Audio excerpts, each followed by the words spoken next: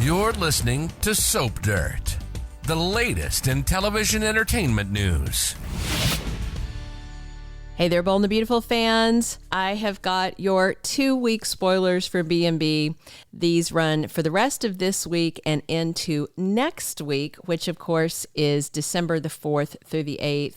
We have a lot of unwrapping new spoilers for later this week that we just found out about, and then big stuff for next week, even though it's not dated. We're going to unpack all of this for you guys. There is such good stuff going on right now. I'm so excited to share this with you. If you haven't, please reach down, click subscribe so you don't miss any of our updates. And now let's dig in.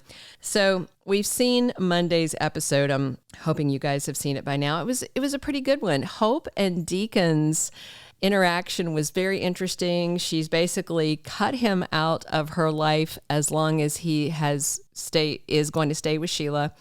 And that includes being around baby Beth and everything.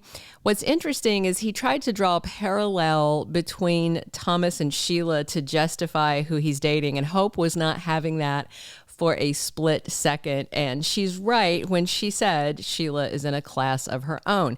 I mean, Sheila has killed a lot of people and tried to kill a lot others. So, you know. All right. On Tuesday, November 28th, we are going to see Stephie talking to Fen. She is completely heartbroken about what's going on with her granddad. And as a result, Fen decides he's going to look into Eric Forrester's case just to ease her mind, see if there's anything there, anything that might be done. And it's good timing because there is a medical crisis coming. The stuff you saw on Monday with Eric coughing and all that blood on his hanky, that is not the downward spiral. That is not the medical crisis that we talked about coming this week. That is going to be later this week, and I'll talk about it in just a second. So there are some spoilers for next week that give me a slight sliver of hope that Fen might find something. So Brooke and Katie continue their conversation on Tuesday. They're debating about Eric. I do like Katie saying that she understands where he's coming from because she has dealt with life and death stuff with her heart condition. And even though she's got a donor heart now, she could still have issues. You know, she had to get that kidney transplant a couple of years ago. She got felony Flo's spare organ. So Brooke and Katie are going to wind up making a bargain on Tuesday about Eric and how to approach things. Brooke basically wants to tell everybody, Katie's like, we have to respect his privacy, but we know they're not.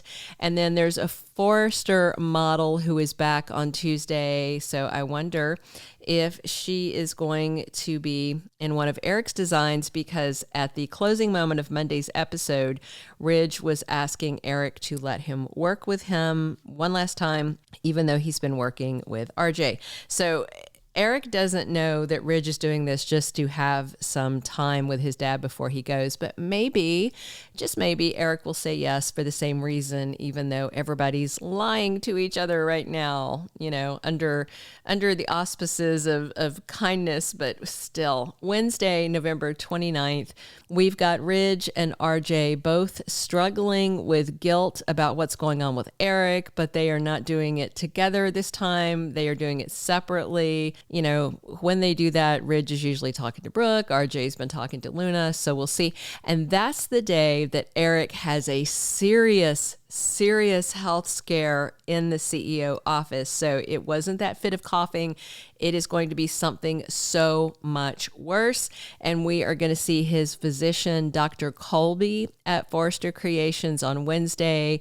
Not sure if he's going to stay into Thursday, but I expect that Donna calls him. Eric is refusing to go to the hospital, and Katie's really scared that he is giving up. But he seems to just be trying to cram as much life into the little bit of time he has left. Thursday, November 30th, Donna models a dress that Eric designed. It's supposed to be something new, even though, you know, he did what was his final collection, but it looks like he's still designing. I am wondering if this is going to be a wedding gown, maybe, because he says to her, in the new promo that no matter what happens, she'll be okay. So I do wonder if he's going to want to put a ring on it before he dies so that he can kind of set her up like he wants to. So Steffi, Ridge, and Brooke agree on Thursday to be a united front. I think they're agreeing to be there for Eric while not letting him know that they know. Everybody's doing theater, and it's going to get weird. Friday, December 1st, is when Eric decides to throw a big party, a gala in honor of his final collection. He knows that he's dying, but he doesn't know everybody else knows he's dying. So everybody's going to realize exactly what this party represents. It's his last big shindig.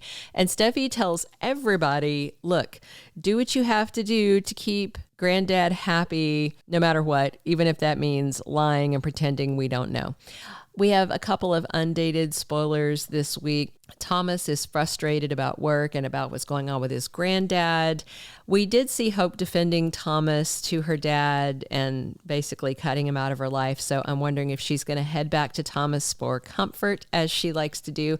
And we're supposed to have some Liam action this week as he gets darker while he's trying to break up Steffi's marriage. We'll see.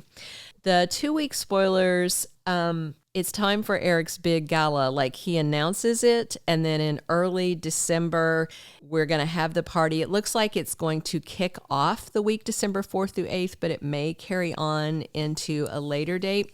And part of the reason that we're pretty sure this is when it's happening, in addition to this early spoiler, is that we have 2 of Eric's other children, his biological children, showing up for the party. Look for Winsor Harmon's return as Thorne Forrester on Tuesday, December 5th.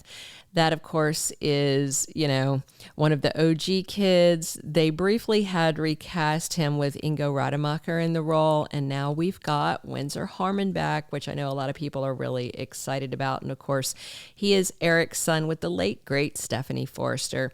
And then we have Wednesday, December 6th, the return of Ashley Jones as Dr. Bridget Forrester. And that is Eric's daughter with Brooke. So that's exciting. A side note is, I don't know how long Winsor Harmon is sticking around, but Bridget seems to be sticking around because she has scenes, we know, on Wednesday, December 20th, when Survivor and Big Brother alum Suri Fields guests as Dr. Martin, and Dr. Martin consults with Fen and Bridget on a patient, and I'm just wondering if Eric might be that patient. Like, maybe they're looking at his test and trying to figure something out, because Fen promises Steffi this week that he's going to take a look at his case, and if there's some hope, maybe there's some new tests, some treatment or something. I'm back and forth on this. I feel like some days we're getting signs that they're going to save him, and other times that John McCook is retiring and he's going to die.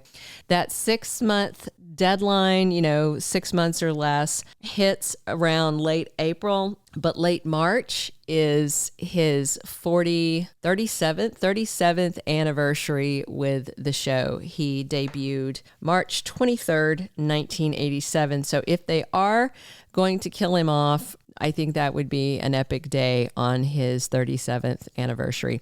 Or if they're going to flatline him and pull him back from the brink, that would still be a good day. So I'm looking at his 37th anniversary just in my mind as a date to keep in mind, a date that may live in infamy on Bold and the Beautiful. All right, that's everything I have. If you haven't already, please reach down, click subscribe so you don't miss any of our Bold updates. Definitely drop your comments. I love reading your thoughts about the show.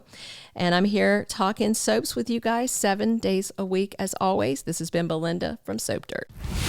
Thank you for being a loyal listener. Follow us wherever you get your podcast, because you don't want to miss the next episode. Soap Dirt is on all the major podcast platforms, including Apple Podcast, Spotify, iHeartRadio, and more.